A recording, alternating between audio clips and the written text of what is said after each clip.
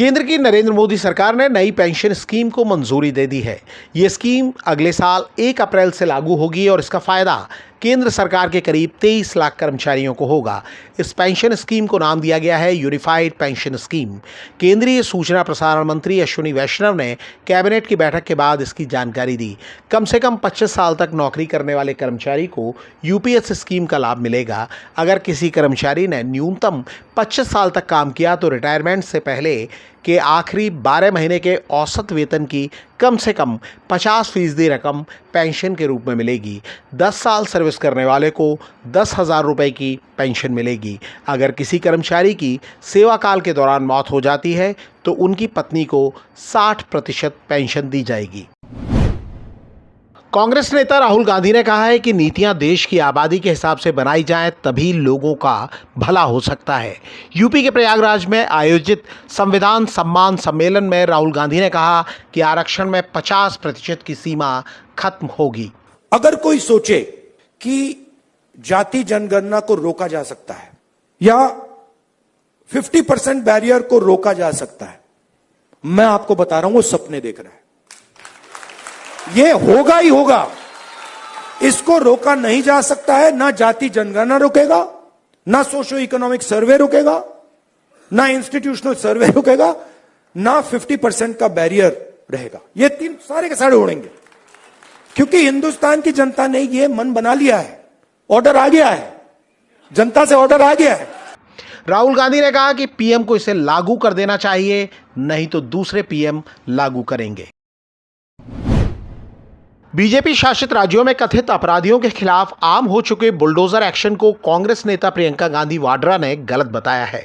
उन्होंने अपने x handle पर लिखा है कि बुलडोजर न्याय पूरी तरह अस्वीकार्य है, ये बंद होना चाहिए। प्रियंका गांधी ने लिखा है कि किसी अभियुक्त का अपराध और सज़ा सिर्फ अदालत तय कर सकती है, लेकिन आरोप लगते ही परिवार को सज़ा देना, उनके सिर से छत छीन लेना, कानून का पालन न करना, अदालत की अवहेलना करना, आरोप लगते ही आरोपी का घर ढहा देना, ये न्याय नहीं है, ये बर्बरता और अन्याय की पराकाष्ठा है।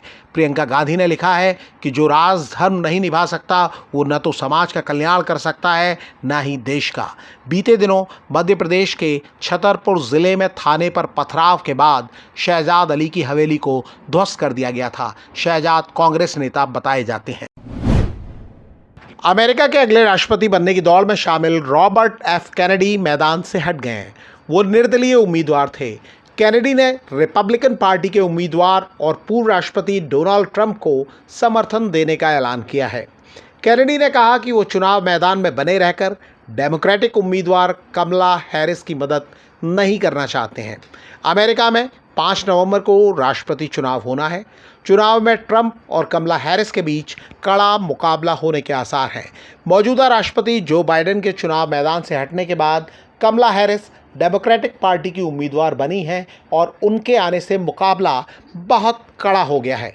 ट्रंप लगातार कमला हैरिस पर निजी हमले कर रहे हैं और उन पर अपने आइडिया चोरी करने का आरोप लगा चुके हैं। धाकड़ ओपनर शिखर धवन ने क्रिकेट से संन्यास का ऐलान कर दिया है। मेरी हमेशा से एक की मंजिल थी इंडिया के लिए खेलना, और वो हुआ भी, जिसके लिए मैं कई लोगों का शुक्रगुजार हूँ। सबसे पहले मेरी फैमिली, मेरे बचपन के कोच तारिक सेनाथ जी, मदन शर्मा जी, जिनके अंडर मैंने क्रिकेट सीखी। फिर मेरी टीम, जिसके साथ साथ मैं सालों खेला। मुझे एक परिवार और मिला, नाम मिला, आप सबका प्यार मिला। पर कहते हैं ना, कहानी में आगे बढ़ने के लिए पन्ने पलटना जरूरी है। तो बस मैं भी ऐसे ही करने जा रहा हूँ। I am announcing my retirement from international and domestic cricket. और अब जब मैं अपनी क्रिकेट जर्नी को अलविदा कह रहा हूँ तो मेरे दिल में एक सुकून है।